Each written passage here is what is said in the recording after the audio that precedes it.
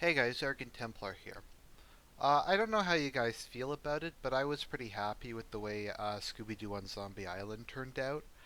I mean, I know everybody liked the big Star Wars review, but it's kind of nice to take a movie that I really like personally and kind of explain my love for it and explain kind of the main themes and go through the plot. Um, a fan of, or a friend of mine wanted me to focus more on the storytelling aspect of when I'm doing a movie review because he said he can't watch movies anymore because they're just too degenerate. Which I can't really blame him for, but he still likes the stories, and he likes when someone tells the story and kind of puts their own spin on it, which I think is a good idea. It's definitely an improvement over what I was doing because I was kind of still stuck in that old kind of newspaper style movie review. So reactionary reviews, as I've kind of come across, is I'll just keep repeating it so people kind of get the format down. I read through basically my recollections, plus I do normally have a summary open that I glance at while I'm doing. So I will just give my impressions. I'll talk about main themes. I'll give my opinion on characters. It kind of combines my old reviews, kind of maybe some storytelling with the character profiles. And I kind of do the character profiles with some political stuff on a bigger scale. So Sinister. Sinister is one of my all-time favorite horror movies. Um, it kind of to me took a very good classic horror genre and made it a bit smarter. There's nothing particularly unique about it, although I really do like what they did with the villain and how they set up the plot and the story itself. I actually thought was quite good. But what's really kind of new is they kind of just took a horror concept and they took it a bit more seriously and they kind of put an interesting spin on it. And sometimes it's just okay to just play it safe and to just say, okay, we're not going to do anything wild and crazy. We're just going to take something that works. We're going to take some traditional horror concepts or some traditional action concepts, and we're just going to try and do a real good job of it. And we don't need to be the most creative possible. And Sinister is like that. Actually, it's the review I wrote of it. I don't have it anymore. I deleted my old blog without remembering to download the stuff off of it. Most of the stuff there was not particularly interesting, anyways. But yeah, the first movie review I wrote for the blog was actually one on Sinister. So without further ado, let's begin. So Sinister opens with Super 8 footage of a family of four standing beneath a tree. Super 8 footage, you know how that goes. I think it's silent. There's that noise of the film projector running, the noise, which I find really hypnotic and very relaxing, and it really almost kind of puts me into a trance. I really love the sound of a film projector going. I used to work as a projectionist actually, and I really like to just kind of stand there and listen to the projectors. Nowadays, it's all digital, and you don't have film reels anymore. It's all just on hard drives, which has a lot of advantages, but I still kind of feel nostalgic. So, anyway, so there's a family of four standing beneath a tree with hoods on their heads and nooses around their necks. An unseen figure saws through the branch, which is acting as a counterweight, and allows the figures to drop. Um, I think they're standing on a bridge, on a branch. I forget exactly, but basically, an unseen figure triggers their deaths, and the family of four die through hanging. It's a pretty effective opening scene. It's very creepily shot. This movie has very good cinematography, so we're left with this kind of this scene, and there's not really an explanation. This family of four hanging themselves in a very horrific way. So then, months later, we are introduced to our protagonist, played by Ethan Hawke. I'll just call him Ethan Hawke. It's too hard to remember the different characters from all these movies, so I'll just call him Ethan Hawke. So Ethan Hawke is a true crime writer who hasn't had a success in years.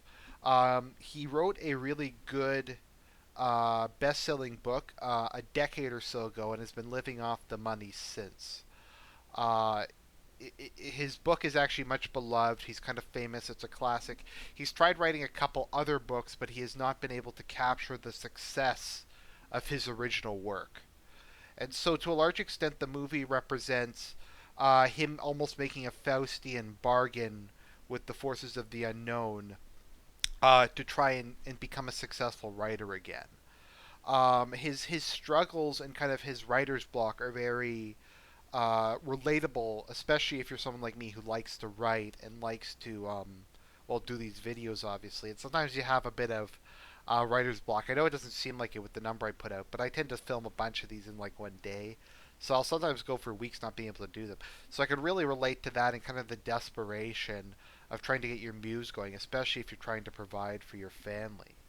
Also, as we go along, an important thing to understand about horror movies is almost always the descent into madness and the descent into contact with the powers of darkness results in original sin of some description. Um, Someone has to make contact with the other side. Demons kind of operate by an unspoken code of conduct that they can't see you unless you see them. Unless you make the first contact and you reach out to them in some way, or you commit a sin or something, then they can't touch you. So generally speaking, in horror movies, they'll have the kids will have sex or something, and that's kind of a form of original sin. Or someone will kill someone, or someone will like with the ring. They're watching the videotape that they're really not supposed to be watching because it's something supernatural. It's something from another dimension. And as you watch the tape of the ring, the demon in the tape can see you as you see it. It's kind of this exchange of vision. It's kind of, as I said, related to original sin. You're committing a crime and then you're being extremely punished for the weight of your sins because the wages of sins are death. It's also similar to a concept in Eastern religions. I forget what it's called again. But it's when you light incense in front of the deity, and the idea is that the picture of the deity you can see it as it can see you, and I think icons are somewhat similar. So anyway, so Ethan Hawke moves into the house where the hanging went, hoping that being in the area he can research the events of that crime or that mass suicide and do a book on it and get inspiration because his family's in economic trouble. So he moves in there with his two children, Ashley and Trevor. They immediately begin to um, experience night terrors. Classic element of horror. Children are generally regarded as being more in tune to the supernatural because they're more open minded. When you get to be like my age or your age, probably if you're listening to this, I hope at least, you get more cynical. You don't just you have to learn to kind of separate yourself a bit from your feelings or inclinations. If you hear a noise, you don't think it's a ghost. Children are a lot more open minded, and their minds have not built up the mental defenses against these things. They don't have the reason. Um, so, yeah, the kids start freaking out. Let's see here. Ethan Hawke reveals that he intends to use the case of the murdered family for his new book, and hopes that he will be able to research the fate of uh, the the family who hung themselves and discover what happened with the 10-year-old. Apparently, there's a 10-year-old girl who disappeared when the murders were happening, which leads him to believe that the 10-year-old girl was kidnapped when the murders were taking place, probably by some sick guy. So Ethan Hawke is scouting around, and he discovers in the attic a projector that contains several reels of Super 8 film, much like the film from the opening scene. Um, and the footage, at least at each label, is uh, the label of each film, sorry, has an innocent home movie title like Pool Party, Barbecue, Family Hanging Out, Sleepy Time. He discovers, though, and he kind of has this cool setup in his office when he plays them, they're all snuff films. Um, Lawn Work is someone being torn apart by lawnmower. It doesn't actually show it, but it sounds horrifying. Sleepy Time is a couple bound in their bed, getting stabbed to death. Pool Party is electrocuting people in the pool. BBQ is, well, lighting people on fire. So he just discovers these horrific movies with no real explanation.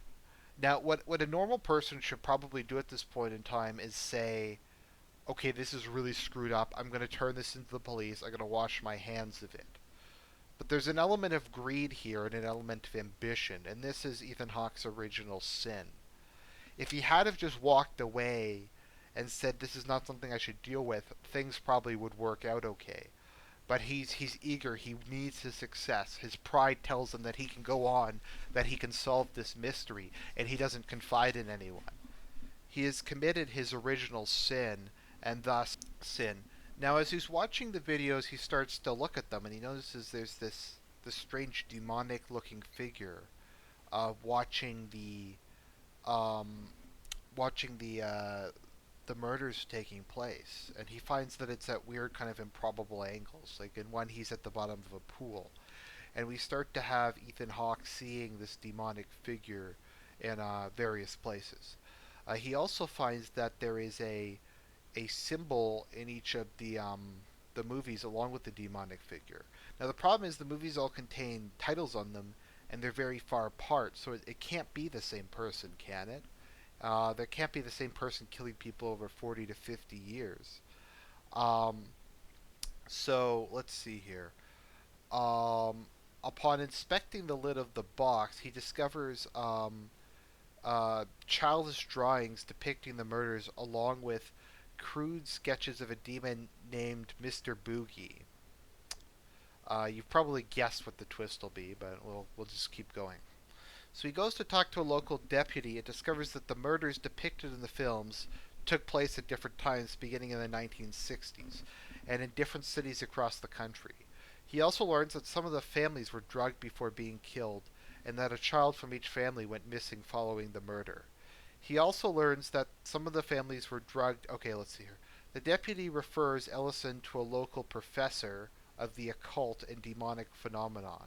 To decipher the symbol in the films, Jonas tells Ethan Hawke that the symbols are that of a pagan Babylonian deity named Bagul, who would kill entire families and then take one of their children into his realm in order to consume their soul. So, is it an illusion? Is it some satanic cult? Is it the actual demon? We aren't really sure yet. Um, and there's really kind of a good sense of tension in the movie because we aren't really sure where it's going, and he just kind of continues to carry along down this path. Meanwhile, stuff with his kids keeps getting weirder and weirder and weirder. Um, One night, Ethan Hawke spots Bagul in the bushes and rushes outside, armed with a baseball bat, only to find that his son is outside. Um, so while he's prowling around outside, he encounters a black Rottweiler.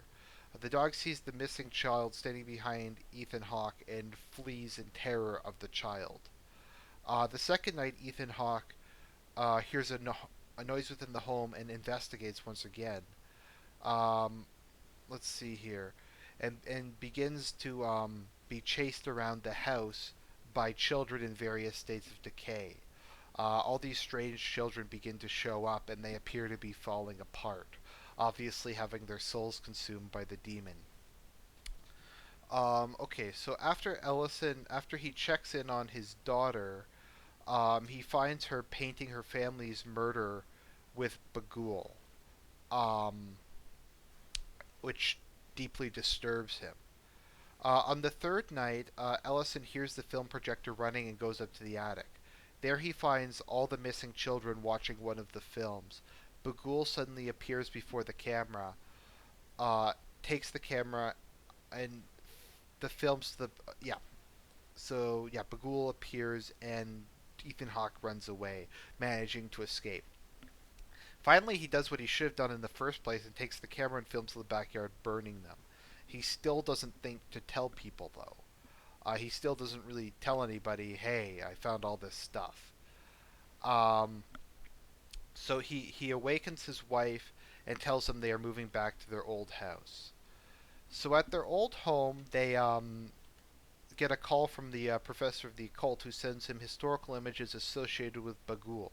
The images have been partially destroyed by early Christians who believed that the images of Bagul served as a gateway for the demon to come from the spiritual realm to the mortal world. Very interesting. The images included the symbol from the murders along with a scorpion, a snake, and a black beast. Now, I forgot to mention it, but there was a snake earlier in the attic, and there was also a scorpion. So it's increasingly looking like it's Bagul. Now, they also added that people, especially children who saw the images of Bagul, the demon would enter them through the image and possess them. So, as this is happening, he hears another voice, now back at his old house, and discovers yet another box of films with a, uh, a kind of a subtitle added under home movies, extended cut endings. He manages to piece them together and watches it. Meanwhile, the deputy who he consulted with earlier is eagerly trying to tell him. He has discovered that there's a link between the murders. Every family had previously lived in the house where the last murder took place, and each new murderer occurred shortly after the family moved from the crime scene into their new residence, meaning that Ethan Hawke is now the next one in the line. As Ethan watches the footage, it depicts the missing children coming on screen following each murder, revealing themselves to actually be the killers, under Bagul's possession before suddenly disappearing. Before he can react, Ethan Hawke becomes lightheaded, and upon inspection of his coffee cup, he notices a bright green liquid mixed with the coffee and finds a note reading, "Good night, Daddy," before losing consciousness. His daughter, the one who had been drawing the pictures of the family being killed, appears behind Ethan Hawke, revealing herself to be the drugger under the possession of Bagul. Ethan Hawke awakens to find himself, his wife, and his son bound and gagged.